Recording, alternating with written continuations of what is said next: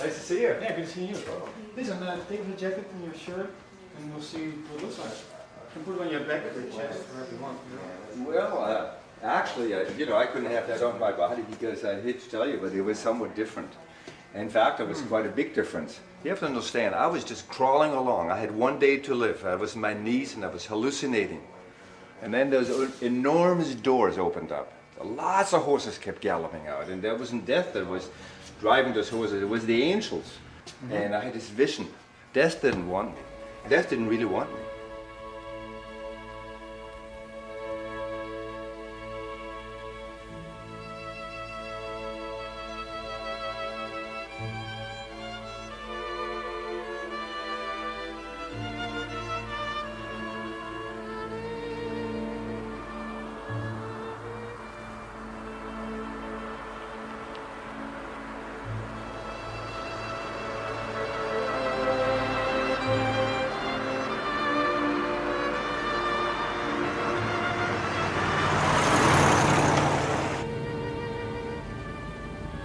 Men are often haunted by things that happen to them in life, especially in war or other periods of great intensity.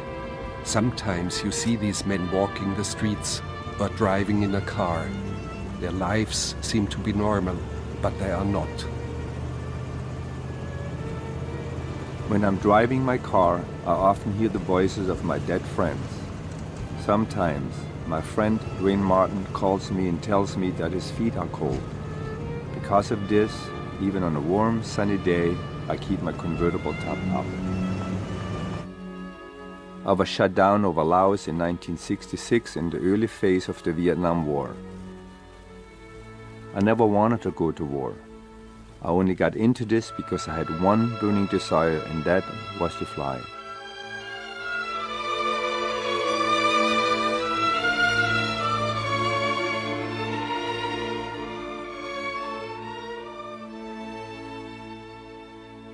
But that there were people down there who suffered and who died only became clear to me much later, when I was their prisoner.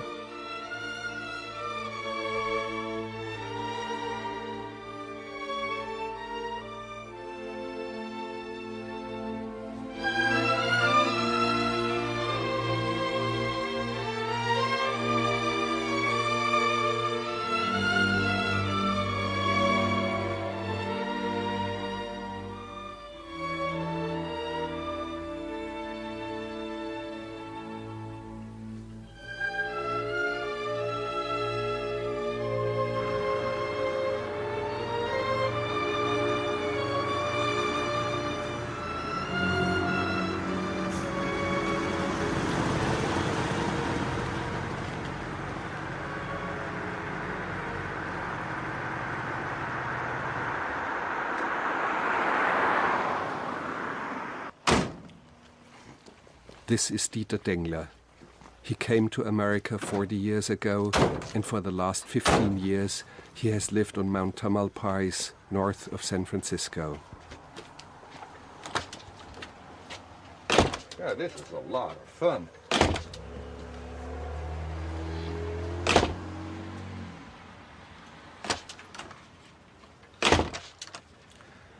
You see, this really seems strange to most people, but to me it's very important.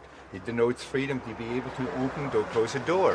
When I was a prisoner, that I couldn't open the door, and later on when I was dying, those big doors in the sky would open up. And so most people don't realize how important it is and the privilege that we have to be able to open or close a door. So anyway, that's how what I got into, and so be it. Well, this is the inside of my home. As you see, when you come into my house right away, there are pictures of open doors. It's been always very important to me. It gives me a sense of freedom. Walk into my house. When I built this house 15 years ago, I focused on having this open feeling. It was very important to me that I am on top of the mountain, not into down some kind of canyon. So looking out here, you see a P-51 Spitfire. Flying was always very important to me as a child. There are little motors in there. I don't know if they still work. I can climb up there and see. Yes, they do. Anyway, again, just standing here, you see that I do have an open feeling in this house. There's a large stove. I really enjoy to cook. Food is very, very, very important to me. As you see, there's a lot of food. The refrigerator is always packed full with food. The cupboard is full of food. In fact, as I look in there, it's half empty. Not only that, below the house I have an emergency provision that I put in there years ago that I'm kind of hoarding down there. Well, I'm really curious myself now to see if everything is still good shape down here. There's this carpet here, and there's 5-gallon containers. Yeah, everything seems to be still in good shape down here. There's 1,000 pounds of rice. There's 1,200 pounds of flour and wheat. There's 300 pounds of honey. There's sugar down there. I tell you, I probably never need any of this food, but I can sleep so much better knowing that it's down there. Well, while I was in prison, all we did talk about is food. We talked about deep freezers and refrigerators, stacking them up, and I decided I'm coming back home and I'm going to build a restaurant, a German-type restaurant, and I'm going to stack it up and never be hungry again. This is my mother. She arrived in America after I had gained about 30 or 40 pounds. I was in San Diego in a hospital. She came on an airplane with boxes full of apples that she was passing around to all the passengers around her. She turned the meal down in the airplanes because she thought it cost her a lot of money, and she was truly starved.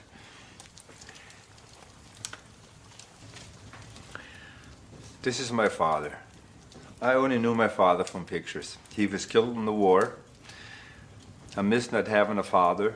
It was just then later on, when I was in Vietnam and my friend Dwayne's head was cut off, and the Viet Congs were all around me. They were just shooting and yelling, and I was just running along down this trail, and then I came to this river fork, and here was my father, clear as a picture, in the middle of the river, standing and pointing with his arm and pointing for me for the direction to go. And I went behind the rocks and I worked my way up that riverbed. I heard the Viet Congs come by up the other side. They went up the other side, and then later on, about 5 days later, I was rescued going up this other side. So that was truly a miracle.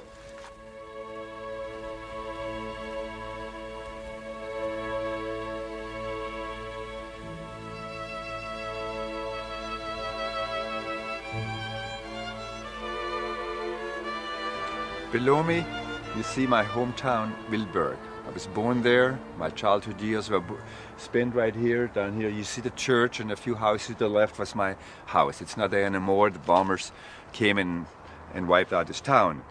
The first airplanes that I ever saw in my life, they came right over here. They were fighters. They dove down to this small town. They made senseless attacks on this small villages like this. And behind me, up there, that's kind of how it looked. I had two brothers then. We were on the top window and we looked out. And we watched all this. And I clearly remember one of the airplanes came diving at our house. And it was so unusual because the cockpit was open. The pilot had black goggles that were sitting in his forehead. He was looking. He had actually turned around. He was looking in at the window, and the machine guns were just firing because the flashes, I keep seeing them coming out. And the left wingtip just missed the house by 2 or 3 feet as it ripped by. It was just a fraction of a second. It was like a vision for me. It was like an almighty being that came out. It was just something else. It's very difficult to describe. But I knew from that moment on that I want to be a pilot. I want to be a flyer. From that moment on, little Dieter needed to fly.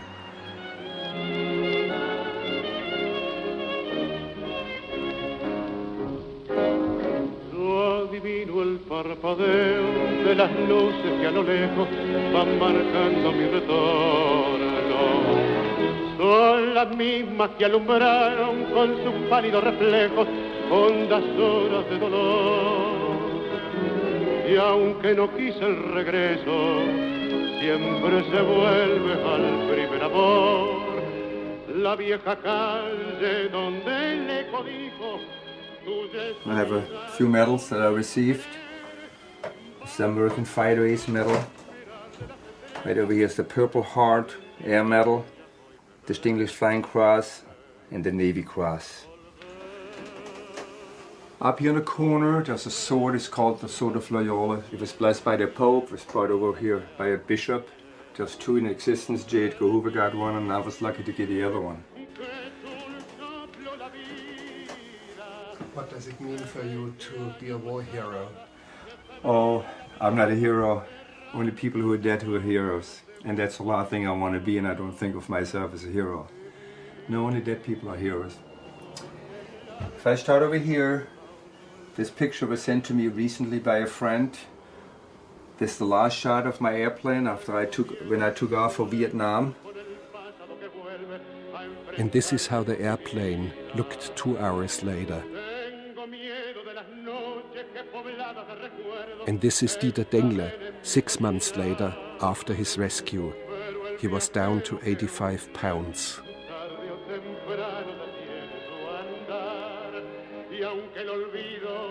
I knew hunger as a child. I grew up in post-war Germany. We lived in great poverty, and I remember as children going to bombed-out buildings where we tore off wallpaper.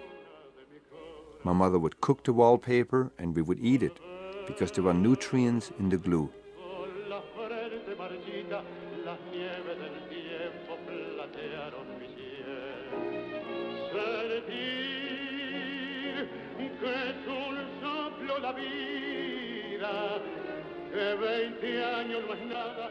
As a child, Dieter saw things around him that just made no earthly sense at all.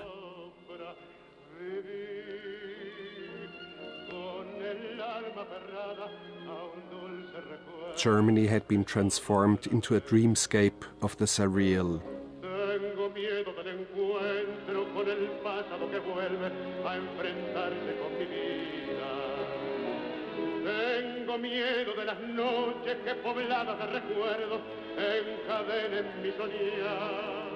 And then things got better. Dieter remembers the first sausage in a display window. It was the first one in years, and he stopped and stared at it. Everyone else stopped too, but nobody could afford to buy it.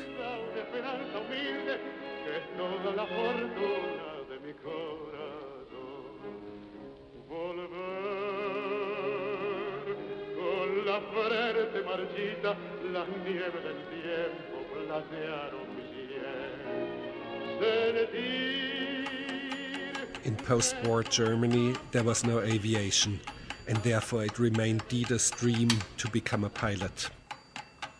This is a very, very, very old, rare clock. From age 14, Dengler apprenticed as a tool and die maker. He learned how to build church clocks.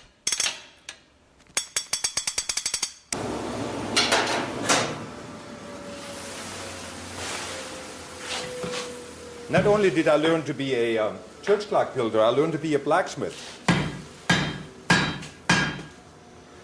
God, what a tough apprenticeship I had. How many hours did I stand right here? How many times did I have that hammer on my side?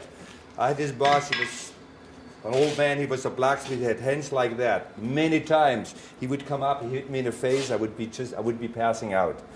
We worked from 7 in the morning till late at night, including weekends. We made 50 cents a month. It was truly horrible, but we stuck with it. And then later on in Vietnam, that's the first time I recognized it, what that meant really to me. And without this tough, tough, tough man that beat us many, many times, I could have never made it. He finished his apprenticeship at age 18. 30 minutes after his final exam, Dieter was already en route to America because his dream of being a pilot had never died. This photo was taken the moment he left. I left from right down here for America. I had 30 cents in my pocket. I was 2 hours out of town, I was hungry. I had 2 weeks to wait for my ship to leave, and I hitchhiked via Hamburg to Bremerhaven where the boat left. I was climbing up the ladder, I got seasick right away. In the back of the ship they were playing a German national song, Auf Wiedersehen, Auf Wiedersehen. Tears were rolling down my eyes. I stepped on the ship, got seasick. I was violently sick for 2.5 weeks. But I managed to go up in the kitchen or in the living room, not the living room, but where people were eating, and there I got sandwiches and I got oranges, and I hoarded all in my room. And then early in the morning there was an announcement that the Statue of Liberty is going to come inside. Went in my room, took this long shirt from my grandfather, tied it with string below my knees and filled it up with sandwiches, with oranges, with all this food. And I thought, we're just going to arrive, I'll walk off the ship. But we had to go through customs. Well, I never heard of customs. I was this little 18-year-old boy. I never was out of my hometown. One time, for one day, we went to a castle somewhere. We were extremely poor. So anyway, I had to customs. A lot of people were lined up. This custom agent came over. First thing, he grabbed my shirt, pulled my shirt on, all the sandwiches and all the oranges fell on the floor. I got bead red. Because when I left my hometown, people laughing, they said, oh, he's going to America, he thinks money grows in the trees, They thought I'm going to end up in jail, and now I knew, they are right, I'm going to end up in jail.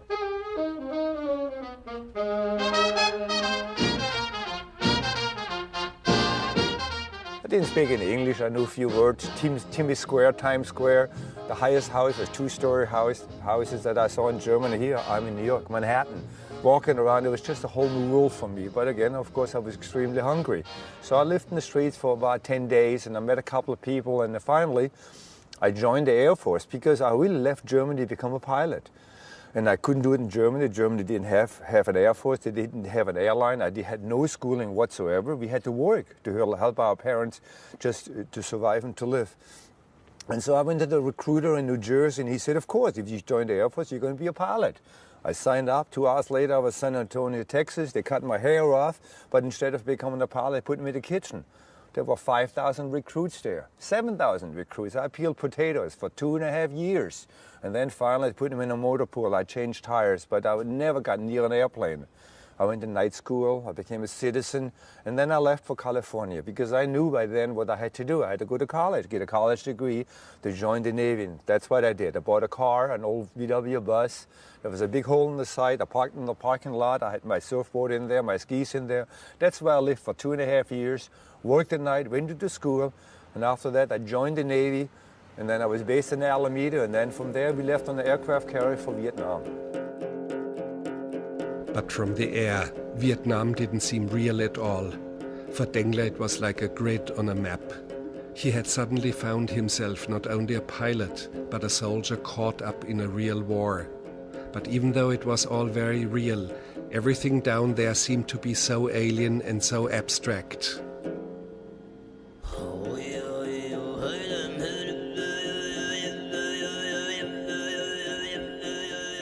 It all looked strange, like a distant, barbaric dream.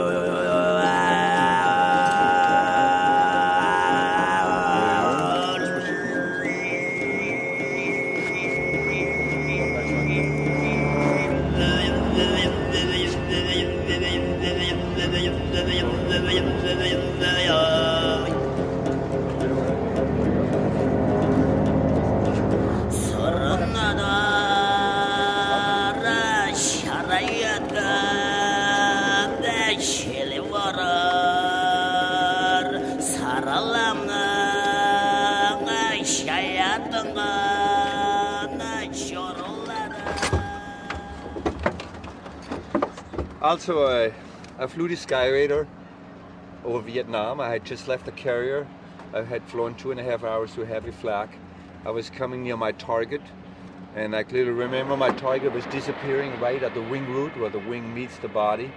And I rolled the airplane on its back, and then of course I would see the target above me, and I was coming straight down. And just when I was inverted, there was this loud explosion of the right side. Half my wing was gone.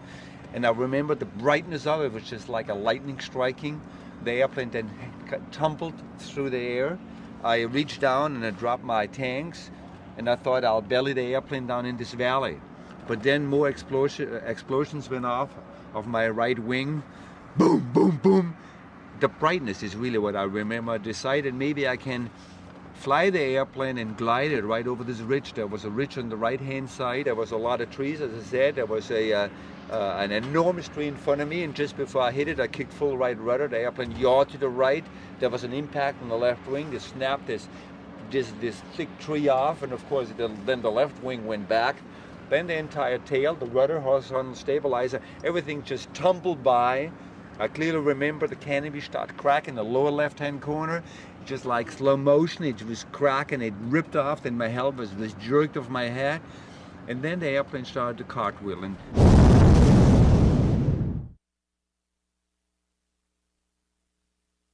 then I must have passed out, because maybe a minute later I came back. I was laying 100 feet from the airplane.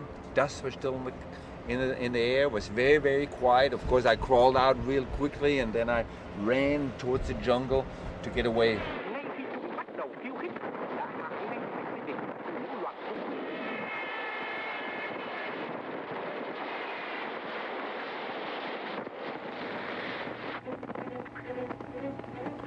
You know, many times people ask me if I was afraid, if there was fear when I was shut down. There really is no time. I had to unstrap, I had to drop my fuel tanks, I had to put the airplane in a small clearing. It was extremely difficult to fly this airplane. There was no time to have fear.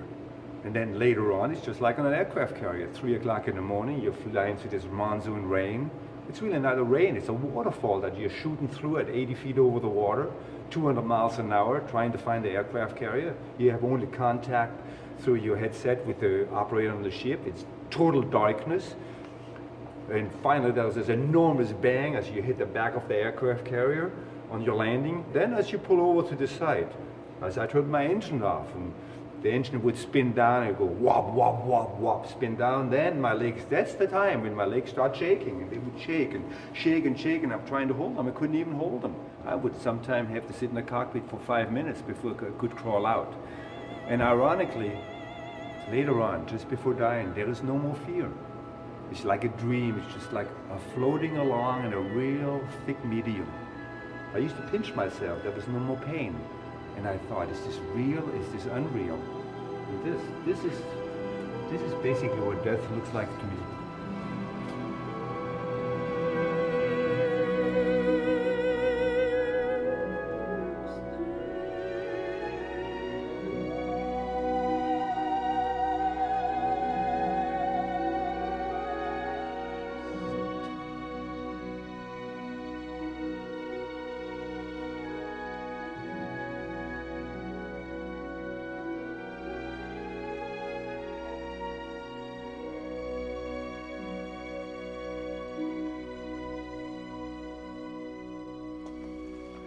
Two days after I was shut down, I was captured.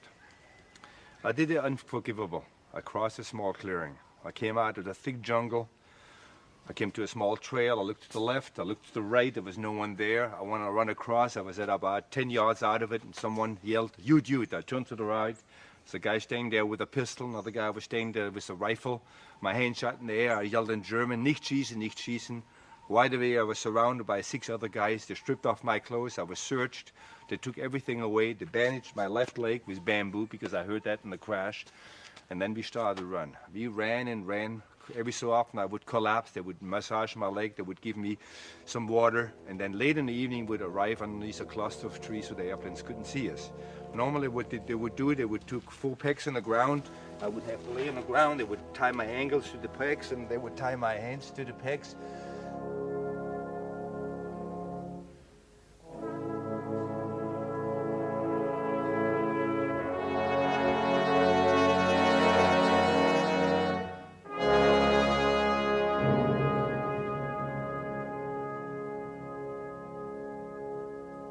In his dreams, Dengler would walk through an airport.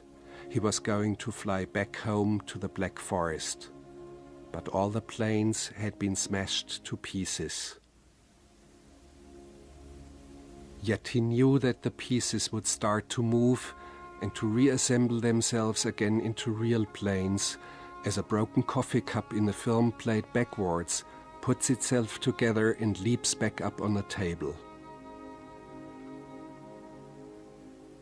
I was sure that my flight would be on time, but then the pieces of the plane didn't jump back together, as I had expected, and I grew more and more horrified, and I was glad when I finally woke up and found myself bitten by mosquitoes.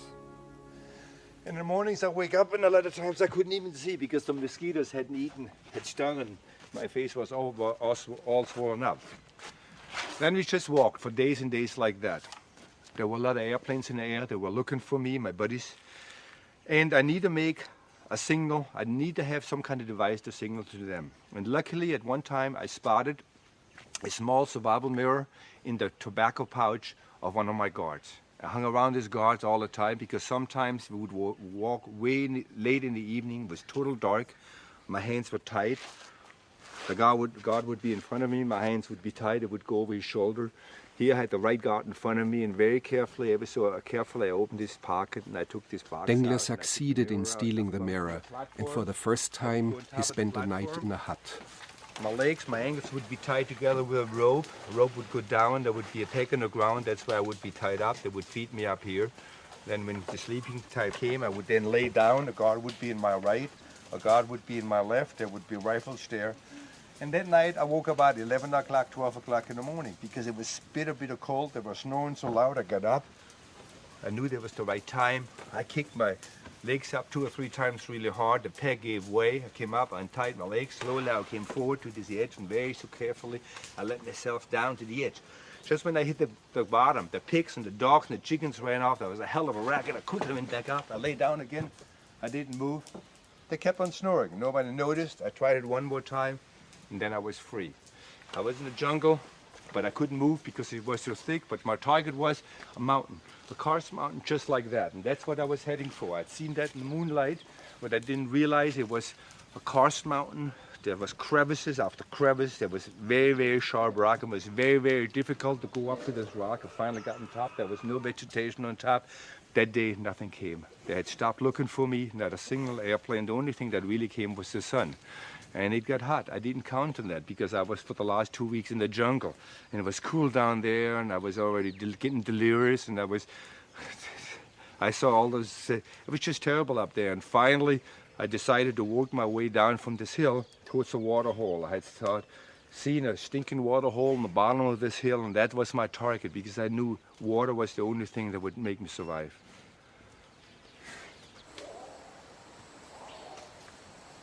His guards knew where to find him. The moment he started to drink the putrid water, they were all over him. From then on, the torture began. They would hang him upside down and put an ant nest over his face until he lost consciousness. For several nights, they suspended him into a well shaft in such a way that he almost died a slow death from drowning. But he was worth more to them alive. He was their prized possession. And all of a sudden we came out of the jungle into an open area. Real red, dusty area. There were about 30 guards standing there. They had formed a circle. I was dragged in the center of the circle, and there were 2 North Vietnamese guys were standing there. They had their caps on, the red stars on it. They had khaki uniforms on. They started yelling and screaming and started kicking me. And all of a sudden, one of the guards came across the circle, walked towards me. He had his rifle in his hand, the butt first, and he came towards me. He hesitated a couple of times. He swung towards me. I moved my head.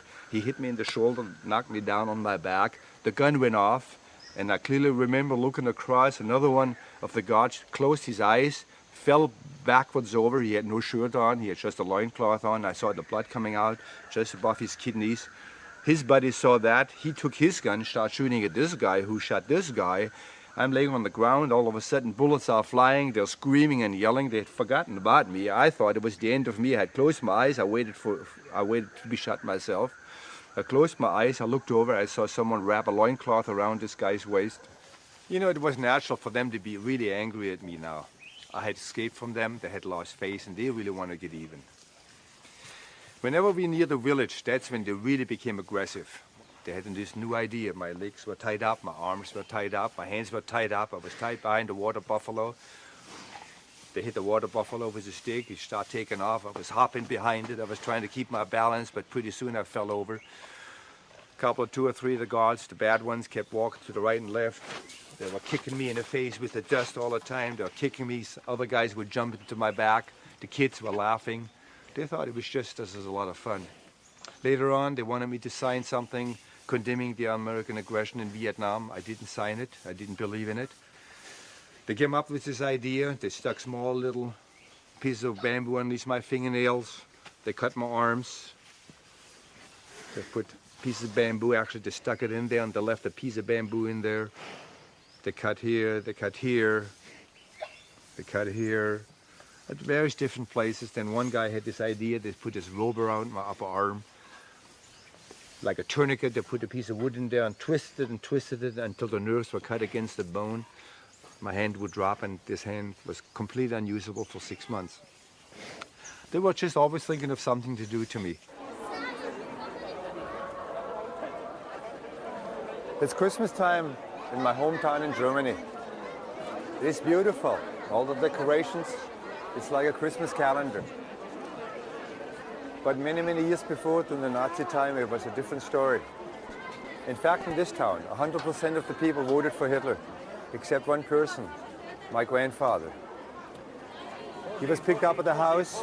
They hung signs around his neck saying that he was a traitor. They paraded him through town. There's a fanfare of drums and trumpets. People spat out of the windows. Water was poured on him. And he feared for his life. He thought he's not going to live through it. And for me, 30 years later, when I was a pilot in Vietnam, I was a prisoner.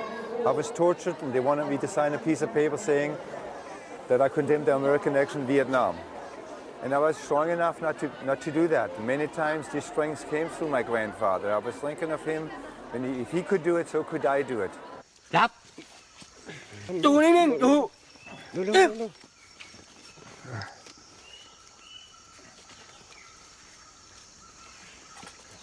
Uh-oh, this feels a little bit too close to home. Chặt theo! Phải! Of course, Dieter knew it was only a film, but all the old terror returned as if it were real. I thought, you guys behind me with your camera can only see my back, but you can't know how my heart is thumping inside. I told myself, okay, play along with them. Running like this might chase the demons away.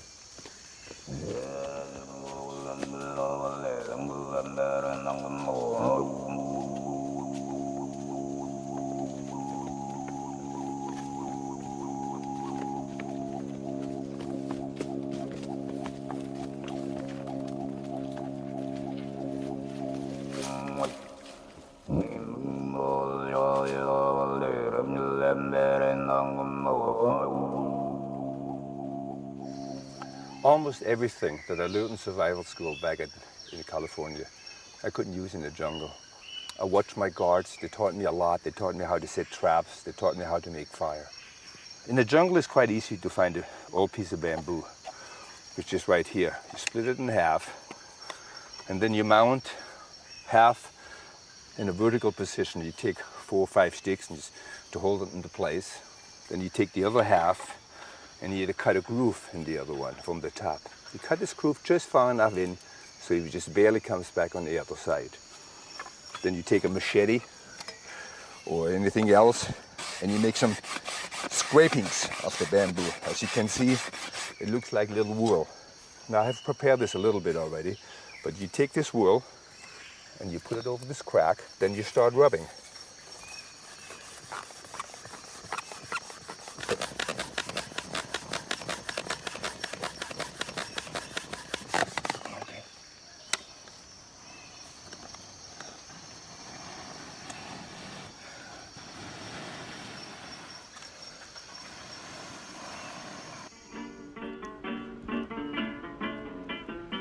Being a prisoner, all of Dengler's thoughts were focused on another escape and on survival.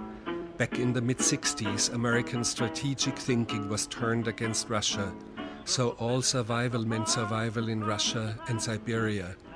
A jungle war didn't factor much in their thinking, and that's why their instructional films look somewhat funny.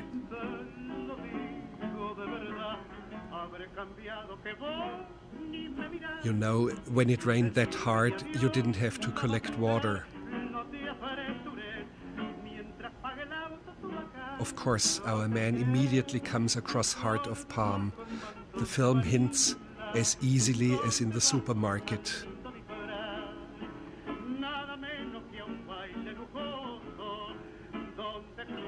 Very important is that you've got a knife.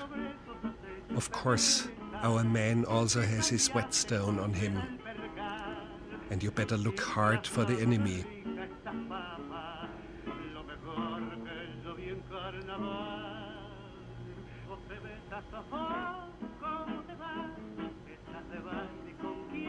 And now the knife seems to be sharp as a razor. You've got to put it to the test. A leaf should slice easily in two. Now, if the leaf doesn't cooperate, you can still chew it.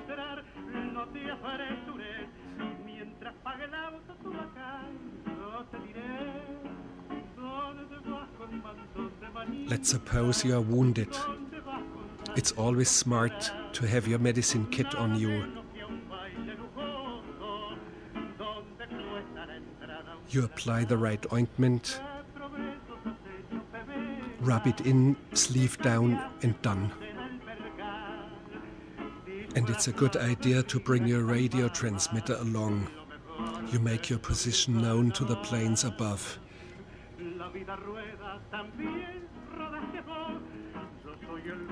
And then you shoot a flare. The rescue helicopter spot it, and you better scramble for a clearing. The helicopter is already waiting. But now this is very odd. What for God's sake is our man signaling so frantically to the helicopter right above him?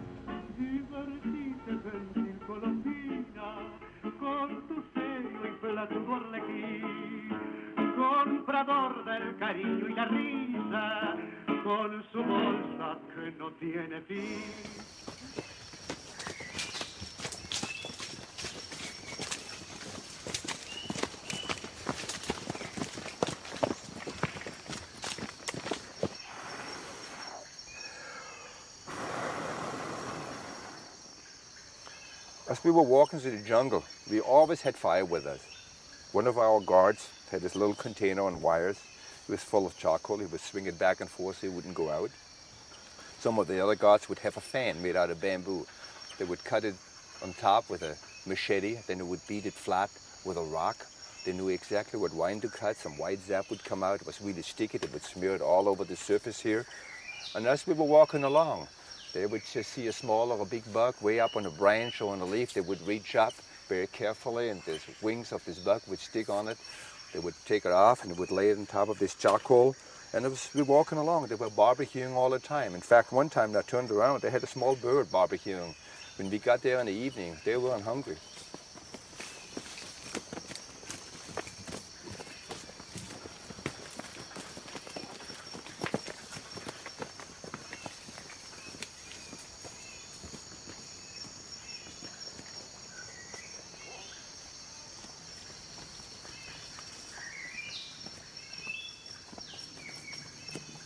I was shut down over Laos, and of course I was captured by the Pathet Lao. We start walking towards the east, towards Vietnam, and about 2.5 weeks later I was turned over to the Viet Cong. Even though later on I was kept in the Pathet Lao camp, it was clear to me that the North Vietnamese were running the show. They were a different breed of people. I was frightened of them. They were very honest, they were very precise. When I walked with them, we would come into a village. They would line up all the people, they would count the people, they would write down the name of the village, they would look at their watches, it would be 7:28, they would note the time, they would tie me down different at night. There was no chance that I could escape. In fact, there was one incident that's very vivid in my mind. Initially, when I was captured, they took everything away from me, except my engagement ring. I insisted on keeping it and let me have it. And here, about 2.5 or 3 weeks later, we arrived in this village. We came to a hut. It just looked something like this. There was a villager in the corner. He was cooking. Next thing, he's next to me. He gave me a plate of rice. He smiled at me. He was very friendly. All of a sudden, he grabs over, he grasps my hand. He gets a hold of my ring. He starts pulling my ring off. And of course, I'm pulling back, and it's going back and forth like that. There's no way this guy's going to get my ring. He got up. He left. I thought it was all over. All of a sudden, a few seconds later, he's coming back with a machete. He raises his arm. I realized then I better let him have my ring. The North Vietnamese, they were in a corner. They were doing something over there. They were not aware what was happening. They got up, got our stuff together, and off we went. We left. I was disappointed. I was unhappy. And the longer we walked, the angrier I get. And about an hour and a half or 2 hours later, I stopped them. I showed them my finger. It was all white where the ring had been. First, they didn't understand what I was talking about. I made stealing gestures. They got together, they talked, and they turned around and started walking back towards this village. Of course, I was happy. I was thinking I'm going to get my ring back. But I wasn't prepared of what happened next. We got in this village. Next thing, they find this villager. They just beat the hell out of this guy. And then they grab this guy's hand. Violently, they grabbed his hand. They put him on top of the table. They put his finger there. They chopped his finger off. I'm leaping back. The blood is squirting out. The finger's laying on the ground. The North Vietnamese bends down. He picks up this finger. He pulls off this ring. He sticks it on my finger. I was speechless. I had caused this misery. I felt horrible. He nodded to me. We turned around. We walked off. I realized right then and there, you just don't fool around with the Viet Congs. It's just a movie. Don't worry about it.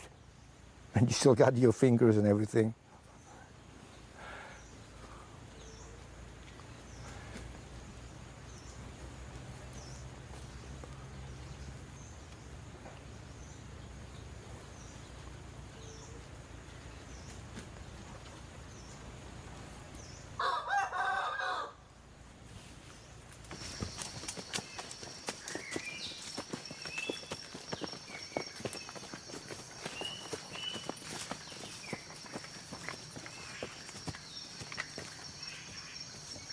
Finally, after 3.5 weeks, I arrived at the prison camp. I looked forward to coming to the camp. I've been beaten so much, I have lost so much blood, I've been unconscious so many times. I wanted to share my misery with someone else. Other pilots, I was hoping to see someone, maybe meet someone that I've known before. Maybe a doctor would be there, but it was totally different than what I expected. First of all, I thought I was all alone in this camp. High bamboo walls on the side. The huts were built out of grass and out of bamboo. I was let in, they threw me into one of the huts, and only 3 hours later, they opened the door and let the other guys come out. I couldn't believe my eyes. The first guy was carrying his intestines around his hand. There were 6 of them. There were 4 Thais, 2 Americans, Dwayne Martin, who became my friend later on. Next guy came out. He had no teeth. With a rusty nail on the rock, they would knock each other's teeth in to let the pus out. They'd been there 2.5 years. It was just awful. I looked at them. I realized that's exactly what I'm going to look in 6 months. So I said, I'm leaving tonight. No, I was advised not to because of the rain. We needed the water to drink. At nights, we would be handcuffed. Sometimes we would get cross-handcuffed, sometimes straight-handcuffed. Cross-handcuffed, this is a more modern handcuff, would be like that. Left wrist would go to the right wrist of the guy on my right, and my right wrist would go to the left wrist of the guy on my left. This way would be together. Everybody had dysentery 20 times a night. This guy made a motion, this guy had to make the motion. On top of it, Our legs were on foot blocks, big wooden blocks they made. Our feet would be driven through there. A pen would come in between. Sometimes would be longer, sometimes would be shorter. And this is the way they expected to sleep. We had no blankets. It was miserable cold. In the misery of those nights, Dengler often dreamt of oceans and foreign shores.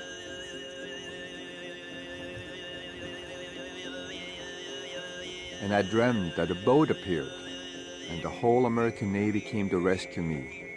And I waved and I shouted, but they wouldn't listen. They just kept on going and went somewhere else.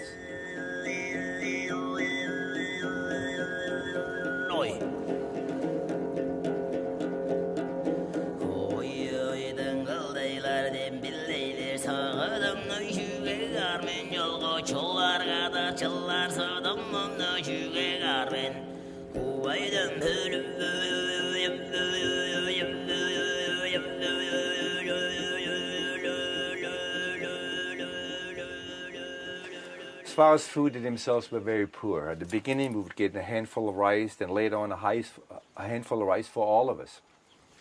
Sometimes they would catch a deer. They would cut a deer open. They would take the grass out from the inside.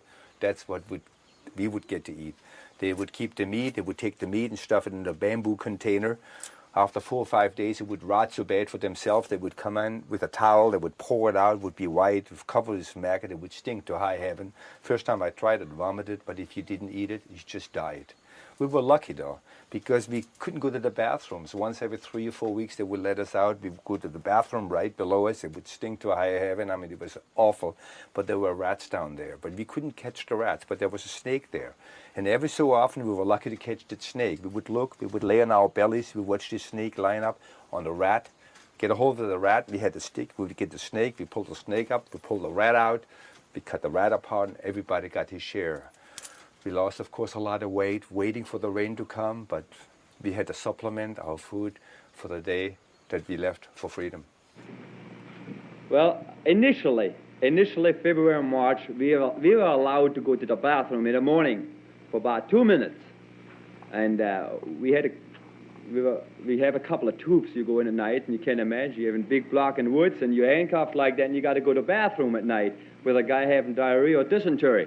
So it was a real mess, but while we walked down, we run down like hell. It's about a 20 or 30-foot walk to the hole, and while we did this, they shot at us.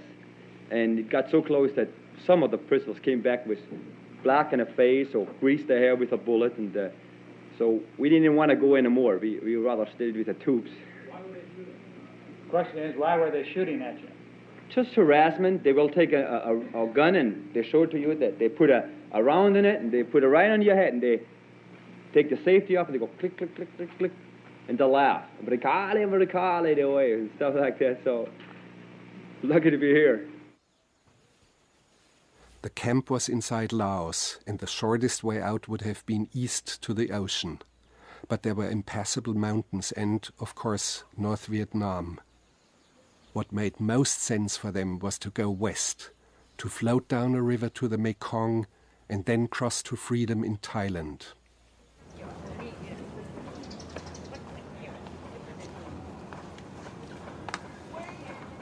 Our plan to escape from this prison camp was planned right down to the last detail. We had 6 months. We're waiting for the monsoon rain. We had a little problem amongst ourselves. Some of the other prisoners didn't want to escape. In 1966, there was really no war in Laos. They were hoping to be released pretty soon, and also they were afraid of being shot on the way out. This changed pretty dramatically real quick because the Thais, who spoke the language, this had overheard the guards outside talking about that they would take us in the jungle, shoot us, so it would look like we'd escaped, because they wanted to go home anyway because they had hardly anything else to eat. Of course, now we all thought alike. And we had to move really, really quick. And the plan was that if I would make it out of my hut into this hut over here without being seen, the other guys would follow me. Now we had, for the last 2 or 3 weeks, we had a little diagram. We had little squares with names on it for the people and for the rifles. We would look through the cracks. We would observe them. We would listen to them. And pretty soon we knew exactly where every rifle was, where every person was, because this was very, very important that they would all be in the kitchen at the same time, because our plan was that while they're in the kitchen, we would encircle them, we would capture them, lock them up, we hold the camp, signal the airplanes at night, and be rescued right out of there.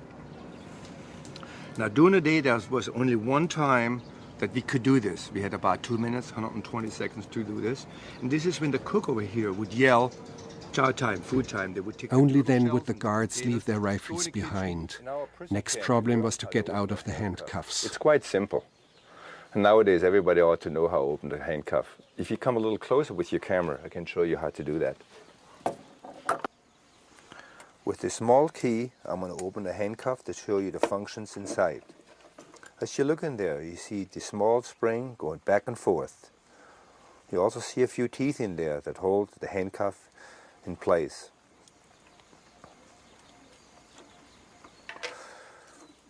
Now, just with a regular paper clip, you can open this handcuff quite simply by inserting one of these ends into the opening, apply pressure to the spring, pulling the handcuff open.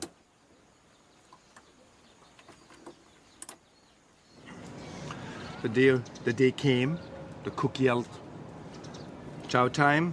I stripped my blocks, I let myself to the floor. I was underneath my hut now. I crawled quickly over to the logs, those heavy logs that I had to lift out. I actually loosened them the day before. My heart was really pounding. I crawled across. I came to this fence, I untied the rattan, slipped the bamboo up and went through the store and I leaped in this hut. There were 3 rifles in there. 2 I passed away and the other one I kept. I ran out in the open. Nobody came from this side except the guards. They're running in my direction. I must have heard or seen the other guys. And this big shootout started. All of a sudden the bullets were flying. Somehow we had miscalculated. Somebody had a rifle in there. I had this submachine gun in my hand. I'd never shot one before. When I pulled the trigger, it practically flew out of my hand. It raised up like that, and this allowed them to close this distance real quick. They came within 2 or 3 feet for me. The moron, one of the guys, had a machete in his hand. He came within 4 or 5 feet. I shot him through the hip. It lifted him up. It threw him down to the ground. Next thing I'm looking up, he's getting up again. He still had the machete. He's still coming at me. Of course, this time I couldn't miss. He was right 2 or 3 feet in front of me. I couldn't believe it. I didn't have a scratch. There's 5 dead guards laying on the ground. 2 of them got away. They ran a zigzag pattern. They got in the jungle. I knew then, right then and there, they would get help, and we had to get out of there. Where was Dwayne? I saw him behind this bush over here. He had vomited. I yelled to him, Dwayne, let's get out here. Let's get out of here. We took off. We ran down between this kitchen. We ran amongst those dead guys laying on the ground. And it was very important because our shoes were tied together in a bundle. We're hanging on this hut over here. The shoes we needed in the jungle, but when we got there, they were already taken. The other guys must have taken them, run off with them. And then Dwayne and I, we had no choice but to turn around. Barefoot, we ran into the jungle. Now, of the 7 of us that escaped, I was the only one that came out alive. The other one disappeared in the jungle, and nobody ever heard from them again.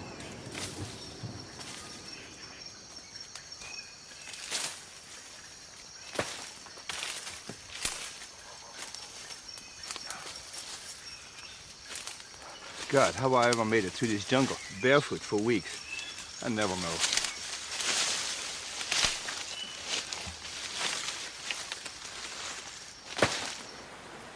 Dieter and Dwayne were struggling to make their way through the jungle, weak and starved, their feet badly cut by thorns.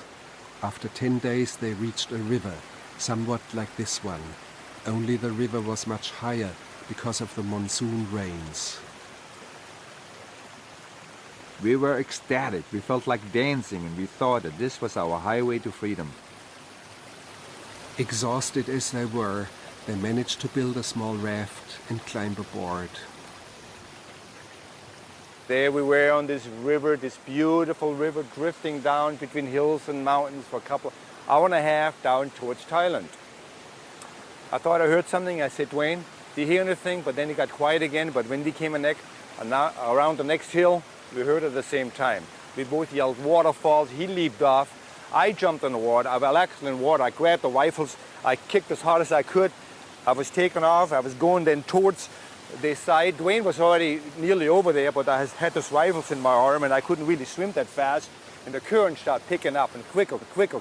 And I thought I wouldn't make it. And finally, there was a couple of rocks sticking out. I clung all these rocks and I looked over the side and our raft had tumbled down to 300 feet, disintegrated on the bottom, and we were speechless. I looked at Dwayne, he was snow white, we had just escaped death. I mean, it was truly touch and go. We were speechless. We just sat there after I made it to shore, trying to decide what to do. One of the rifles we threw away. It was vertical going down on both sides. We had a very difficult time because it was full of green moss. During the rainy season, the ground was very muddy, and on the vines we were sliding down, helping each other down, and late in the evening we arrived on the bottom. We were totally exhausted, we were totally disillusioned. Then barefoot over rocks and sticks, we down the river went, looking forward towards freedom.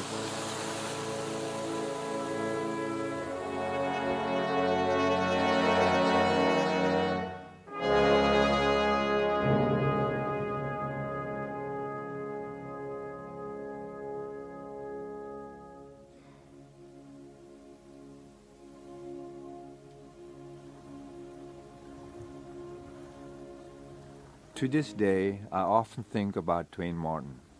We shared so many hardships, hopes, and despair, and this made us grow very close.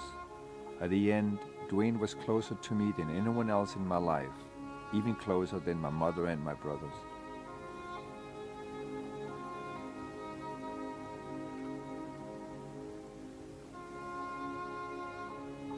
Behind me is the Mekong. We call it the Big Muddy. Over there is Laos. I was a prisoner of war over here. Over here is Thailand. Freedom. We talked about this river so many times. We dreamed about this river. This river was our target, but we never reached it. When I think about it now, even though it's over 30 years ago, it's just like it happened yesterday. I remember Dwayne and I, we had nearly starved to death when we escaped the camp. We were barefoot in the jungle. With the first mile, our feet were cut to shreds. In fact, they swell on to big white stumps. We had found a single sole of a tennis shoe, and we alternated wearing it, and we would tie it to one of our foot with rattan. And then came the monsoon. The monsoon is something else. I mean, you have to really be there to know what I'm talking about. It is deafening. You could scream on top of your lungs and nobody can hear you. The water comes down like somebody turned over a bathtub. It goes for hours, for days. The mud, the bamboo, all the stuff that comes down from the mountains. In fact, Dwayne and I, we had to look for high grounds. We would tie ourselves down to a stump of trees, not to be swept down with this mud overnight. Of course, we would hug each other. We needed each other for warmth. We needed each other for friendship in this misery. And then came dawn. I would look over there and I couldn't even recognize Dwayne. Dwayne would be covered from top to bottom with mud and blood. I looked the same. We had leeches, not 20, not 50, hundreds. It was like a belt. It was black around there. Our legs were covered with leeches. They were looking for the soft spots between our fingers, underneath the arms and nose and the ears. It was awful. They're tiny, tiny creatures, like a needle. They find every tiny little hole. They attach themselves, they suck themselves full with blood as big as this finger. We would then now take our rags off. We would take bamboo and we scrape them off, and on we went. But then there were a couple of times we thought we really had it made. One time we built a raft. We had to abandon the raft. The raft went over the waterfall. But then later on we made this beautiful fire. We waved at night to the airplane. They saw us. They circled overhead. And we knew we were going to be rescued that next morning. Later, we hugged each other. We cried together. We talked about who's going to helicopter first. What are we going to eat? Who are we going to call? And then morning came and we waited and waited. And nothing happened. It was a blow. What a disappointment. But then we had to move on because we were starving to death. In fact, we couldn't even walk anymore. We were crawling and laying on our knees down this small little trail, and all of a sudden there was a small boy on our left. He was carrying a water container over his shoulder, and all of a sudden there was all this commotion. People were running all over each way. There was noise. Dwayne and I, right away, we were on our knees, and we put our hands together. We said, hello, Sabai. Dwayne then started sitting back and started getting up. And all of a sudden, out of the corner of my eye, I saw something. I looked over there. A villager was standing there. He had a machete in his hand, high above his head. He just hesitated for a second, and then he swung. He swung for me. I ducked. It missed me by a few inches. He hit Dwayne in the upper leg. The blade was deeply buried in it. Dwayne screamed. He reached down. He grabbed his leg, screaming. And with the next swipe, Dwayne's head came off. Blood squirting out. I started screaming. I leaped toward this villager. He turned around. He ran. In fact, they all started running. And unknowns to me, I had reached down and grabbed this rubber sole from his foot. I turned around and ran when 30 seconds before I was crawling along. Dwayne, my friend, he was gone. And from then on, my motions, my progress became mechanical. In fact, I couldn't care less if I would live or die. But then later on, there was this bear, this beautiful bear that was following me. It was circling me, in fact, sometimes, and it was gone. I missed it. It was just like a dog. It was just like a pet. Of course, I knew this bear was there. He was waiting to eat me. When I think about it, this bear meant death to me. And it is really ironic. That's the only friend I had at the end was death.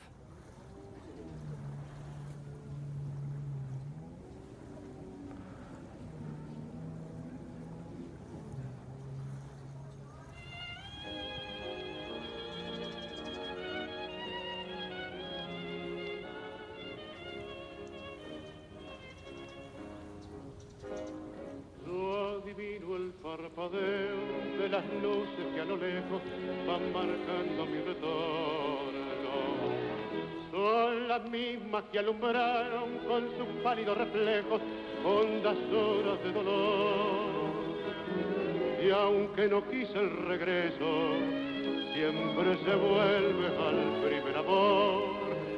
La vieja calle donde el eco dijo: tuya es su vida, tuyo es su querer, bajo el burlón mirar de las estrellas. How Dieter Dengler has been able to cope with all this remains a mystery.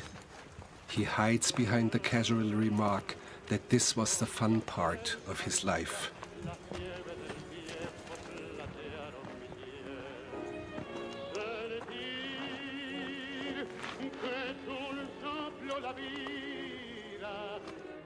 Dieter took an early retirement from the armed forces and became a civilian test pilot. He survived 4 more crashes and flies to this day. Death did not want him.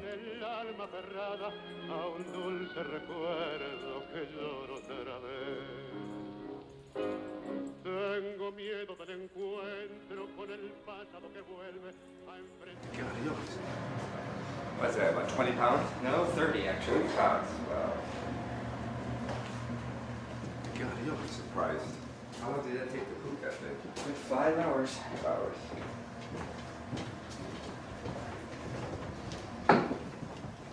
Gene Dieter. God, my suspicions are true. Oh, it's good to see you. Happy Thanksgiving, friend. This is Eugene Dietrich, to whom Dieter Dengler ultimately owes his life. Dieter wanted to surprise him on Thanksgiving. I wouldn't be here without you, and I really appreciate what you did for me and that you followed up and... Sit down and tell me all about it. Okay. Oh, my God. You're losing hair, both of them. Tell me, did you have any suspicion? You had a little bit. I had a little bit. Yeah. You don't come down here for no one telling you what it is, but by God, it's good to see you. All right. I haven't done that too many times, but... What a turkey. It seemed like yesterday that Andy and I started to take off that morning. I've said many times to people that this was a 1,000,001 shot. If everything hadn't gone exactly right, we would never have found you, just step by step. We were late getting off, supposed to leave at 8, didn't get off until about noon or 1 o'clock. We came up and it was an armed recce area, which meant that you could bomb anything in the area if you thought it was enemy. Right. And I left Andy high, stay in contact with Da Nang, and I went down on the deck. And I saw this big wide river coming out of the mountain. I thought, I'll go up that as the first shot. And again, if it hadn't been that you were right in the bend, because as you fly straight, I couldn't see down. But just where you were, there was a bend in the river. And I made that 90-degree bank and looked down, and there was that rock and this nut sitting down there waving at me. And I thought that was nice and flew on. I must have gone 5 or 10 minutes, and I'll never know whatever made me come back. But something just didn't settle right. That I guess it wasn't a conscious effort, but natives don't So hang on, wave to a fully loaded airplane. So I came back, and when you were there the second time waving, I really wasn't sure what it was. And Where, you know that piece of white material, you know where it came from? the flare. The flare. Actually, it wasn't the flare. About 5 days before, you know, I had burned down a village, and the Americans saw it, and they dropped flares, and it was one of those parachutes. And I had already given up at It that looked like time. fishing nets from where I was. Well, I'll tell you, I pulled that sucker down. I had that thing in my little backpack, and when I heard that airplane, I didn't even look up. All I could do is reach back there. That's when I pulled that white piece of material out. And I was thinking, SOS, SOS. How does it go? Does the S go this way? Or the S go this way? And I ripped my pants off, trying to lay it down, and every so often I would look up, and you were way in the corner between the clouds. I thought, oh God, please don't let them leave. Please don't let them leave, as I was laying out this SOS. And as I came back around the next time, I asked Andy if he could see anything, and that's when he saw the parachute and said it looks like he has an SOS. Well, that gave us both the clue that someone was down there, and the fact that you were there after 3 passes. So we pulled off to the side, and I called the Crown Aircraft, which is the C-121 controller in that area, and asked them if anyone had been shot down. They said there was no Air Force, no Navy, no Marine, no Laotians, no Thai. Nobody. And I said, well, insisted that someone was down there, and they said, well, it couldn't be. And a long conversation went on, but we finally got approval, and they got the rescue helicopters, 2 of them. And the aircraft on the coast escorted them in. I took the lead helicopter when they got in sight, put him down and told him where you were, and went out. And that's when he dropped his long-range tank up the river from you. That's the first time I realized it was for real, because, you know, I was hallucinating all this time. And when I smelled that gasoline, I knew it was for real. And he couldn't get down very low because of the mountain. And he dropped the penetrator cable down, and I saw you climbing aboard, and it was then that my heart began to beat, I'll tell you. Well, you know, I couldn't even pull down the zip on the penetrator. I had it in my armpit as I was going up. The helicopter had come in, and all the trees and the bushes of the horses, the prop wash was blowing me around down there, and I had a hard time catching that. And as I was going up, I was just going round and round. They were taking off because the Viet Congs, they were shooting up at them. The guys up there had the machine guns not only on them but also at me, because they thought that I might be a Viet Cong. Probably had the same idea I had. Not recognizing Dieter as an American and fearing he might be a Viet Cong on a suicide mission, a black corporal on board the helicopter threw his weight of 300 pounds upon the skeleton that was left of Dieter and wrestled him to the floor. The previous day Dieter had seen a snake swimming in the water and had bitten it in 2 from hunger. Searching for explosives, the corporal pulled out half a snake from under Dieter's shirt. It gave him such a shock that he fell halfway out of the helicopter and had to be rescued himself. So as he started to pull away and I saw you going in and the thing didn't blow up, I gave a great sigh of relief. I'll tell you, that scared me, because I thought my career would be over at that. And as they went away, I asked them if they could identify you, and they said that they didn't know who it was, but he claimed that he was a Navy lieutenant that had been shot down several months before. And I'll tell you, my heart gave a sigh of relief.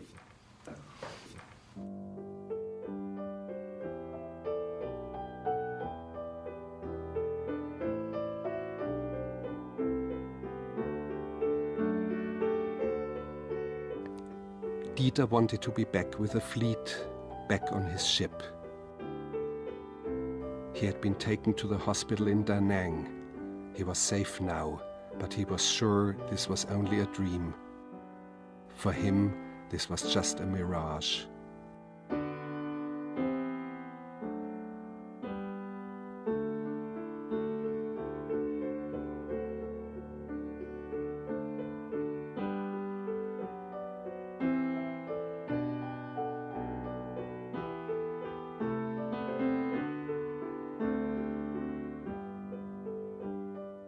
He wanted to run, and they had to tie him to his bed. So his friends came and snuck him out and brought him back to the carrier. The elevator took him down to the hangar bay. It was a drizzly day, and there had been hardly anyone on deck. But there was something strange, something almost eerie about the fact that no one was there. Now, unknowns to myself, the Admiral had assembled about 4,000 people up here in the hangar bay. They were waiting for me, and I was thinking that nobody would know that I was alive, that it's going to be a total surprise. So the engine got turned off, the airplane was pulled in here, came over here. They were just, of course, loaded with people. 4,000 guys were waiting. They opened the door, there was a red carpet, and the yelling and the screams started. It was such an emotional moment, I just can't really describe it. The tears, all my friends that I've been to flight training with, Norman, Spook, Farkas, Lissard, they all were there, tears were rolling, hugging.